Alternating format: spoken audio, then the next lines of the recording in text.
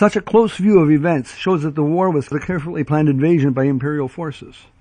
The pretext of Georgian aggression was the result of intolerable goading in the form of shelling of ethnic Georgian villages by both separatists and the so-called Russian peacekeepers.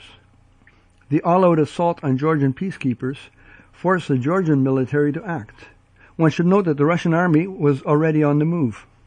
Furthermore, the flare-up of hostilities in Abkhazia just 2 days later was not coincidental, nor was the arrival of the Black Sea Fleet. President Yushchenko of Ukraine, as well as Ukraine's Minister of External Affairs, were quick to condemn Russian aggression, realizing that an identical fate awaited Ukraine. Ukraine threatened to prevent ships taking part in the conflict from returning to port in Sevastopol. But this empty threat was forgotten and ignored by both sides. It has become very clear even to the most naive Ukrainian that the Black Sea Fleet's lease on the Sevastopol port is a destabilizing threat to Ukraine. Although Ukraine proclaims friendship with Georgia, its territory is being used to stage aggression and piracy against this friend. Even more troubling has been the behavior of most of Ukraine's political elite. Predictably, Yanukovych has expressed complete support for Russia in every possible way. Not predictable has been the behavior of Prime Minister Yulia Tymoshenko.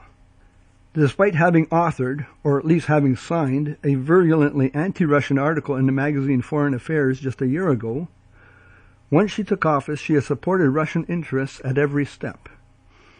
Specifically, she cancelled a contract with Vanco for gas exploration in the Black Sea, and she has vehemently opposed a reversal of oil flow in the infamous Odessa-Brody pipeline.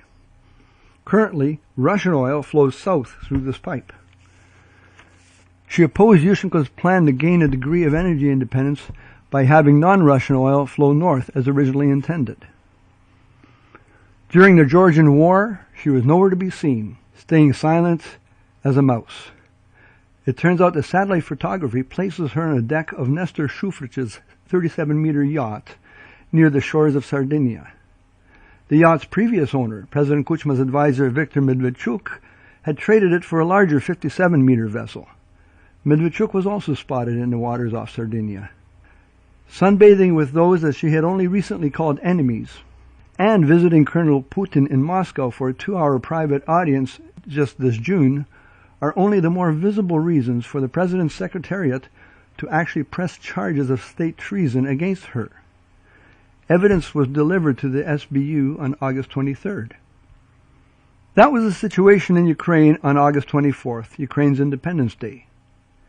The aircraft that flew over Kyiv during the military parade had been carefully overhauled.